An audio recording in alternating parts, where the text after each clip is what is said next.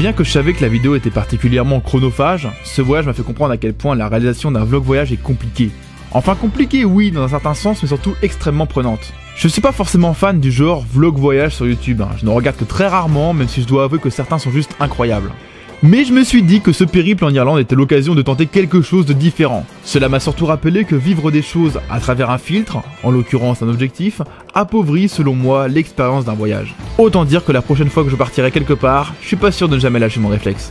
Contextualisons, l'Irlande n'était pas forcément tout en haut de la liste des pays que je voulais visiter en priorité. Pour ceux qui me connaissent un petit peu, je réalise avec ma copine des films de mariage, et après quelques échanges de mails, nous voilà partis début janvier direction Dublin pour y filmer un mariage dans un superbe château. Je dois dire que je ne me souviens pas avoir pris l'avion avec un ciel aussi chargé, ou du moins il y a très longtemps.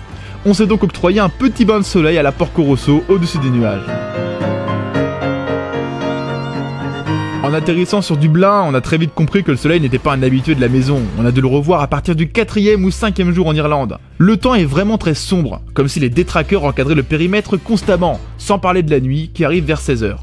Petit cours de géographie, l'Irlande est un petit pays d'Europe d'un peu plus de 70 000 km², soit 8 fois plus petit que la France métropolitaine, pour à peu près 4,8 millions d'habitants. À titre de comparaison, il y a presque 2 fois plus d'habitants à Londres que dans toute l'Irlande réunie. Et pour le coup, on s'en est rendu compte dès la première nuit sur place. Dublin est une petite capitale, beaucoup plus calme que Londres ou même Paris. Ayant pris un Airbnb vers le nord de Dublin, pas très loin de l'aéroport, on a cherché une station de métro pour se rendre dans le cœur de la ville. J'avais trouvé un plan de métro de Dublin sur Google. Seul petit inconvénient, c'était un plan prévisionnel. Le métro ne sera construit qu'en 2028. On est venu 9 ans trop tôt.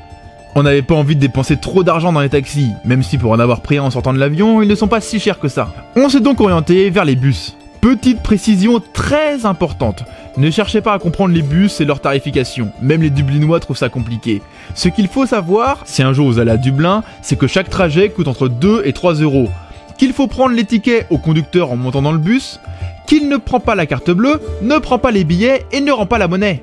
En résumé, ayez toujours des pièces sur vous et sortez-les avant de monter dans le bus au risque de bloquer l'entrée et de faire râler les Irish. Après avoir visité brièvement les rues de Dublin, un peu comme un repérage pré-séjour, on a décidé de s'éloigner un peu du centre pour tester un bar totalement atypique, The Church Bar. Sans surprise, c'est un bar, un pub, dans une ancienne église, autant dire qu'on ne se sent pas étouffé par la hauteur sous plafond. J'ai bu une pinte de cidre, oui je suis pas un grand fan de bière, paradoxal pour un touriste au pays de la Guinness, j'ai donc bu une bonne pinte de cidre assis à côté d'Arthur Guinness, le fondateur de la brasserie Guinness. Pour le côté fun fact et amusant, l'église a été transformée en bar en 2005 après avoir été laissée à l'abandon pendant 7 ans. En parlant à un des serveurs ce soir-là, il nous a même confié qu'Arthur Guinness s'est marié dans cette église en 1761. Lendemain matin, 10h, départ de Dublin. Le mariage allait se dérouler à 2 heures de route au nord de Dublin, plus précisément dans la ville de Clones. Et le Leslie Castle était dans le village de Monaghan, quasiment à la frontière avec l'Irlande du Nord. Tellement proche que mon opérateur téléphonique m'a envoyé je ne sais pas combien de SMS comme si je passais mon temps à franchir une frontière. Je ne vais pas m'étaler plus que ça sur le mariage. Mais si ça vous intéresse, on a publié sur la chaîne YouTube de l'entreprise le teaser de ce mariage. Enfin bref, le château était vraiment cool, le personnel y travaillant un peu moins.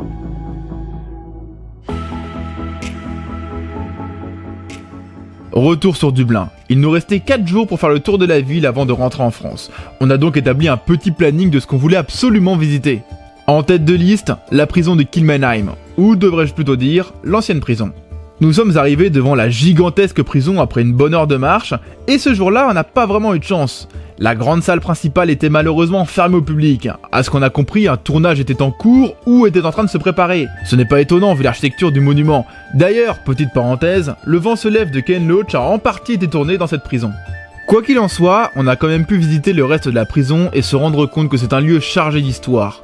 Créée en 1796 et ayant servi pendant 128 ans jusqu'en 1924, cette prison nous a permis de retracer l'histoire irlandaise du 19e début 20e. Le Grand Hall, qu'on n'a pas pu visiter, a par exemple été créé en 1850 pendant la fameuse crise de la pomme de terre. La famine était telle que les vols ont littéralement explosé et les prisons se sont retrouvées submergées.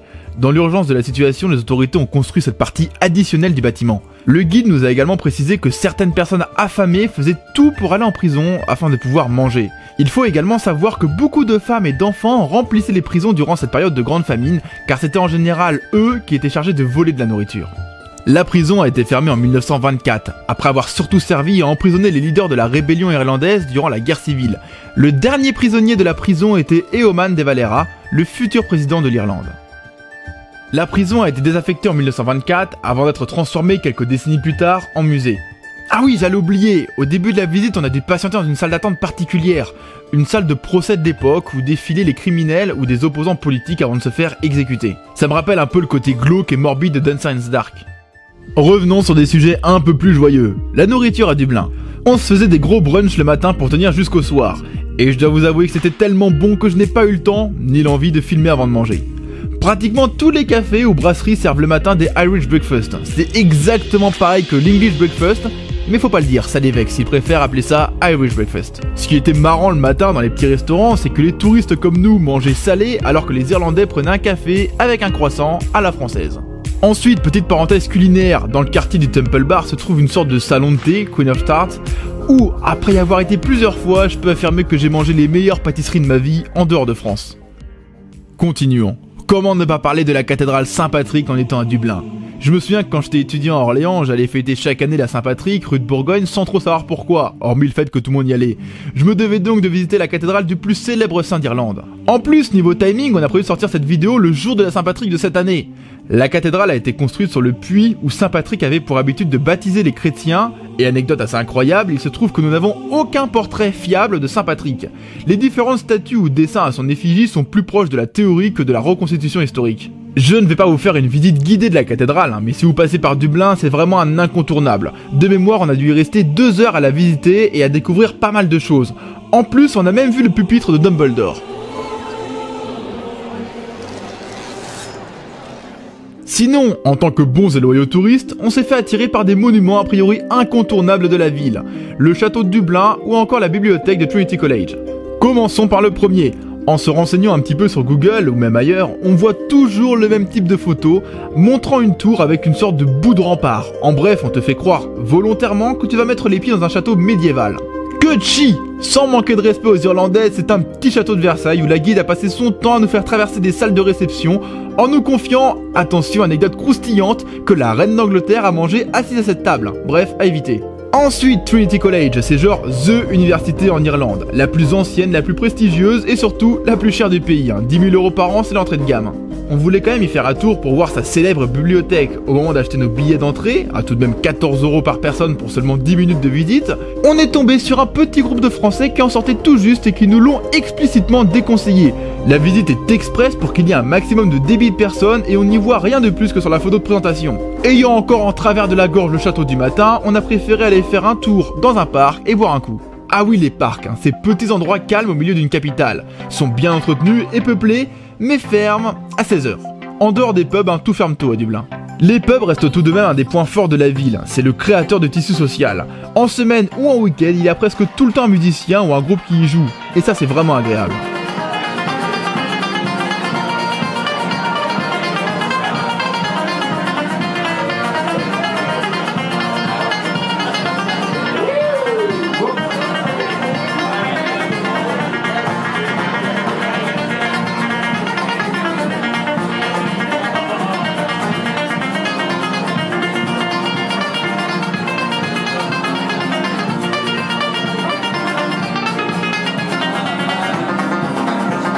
J'espère que cette vidéo totalement différente de d'habitude vous aura plu. N'hésitez pas à aller jeter un œil à la description et on se dit à bientôt pour une prochaine chronique.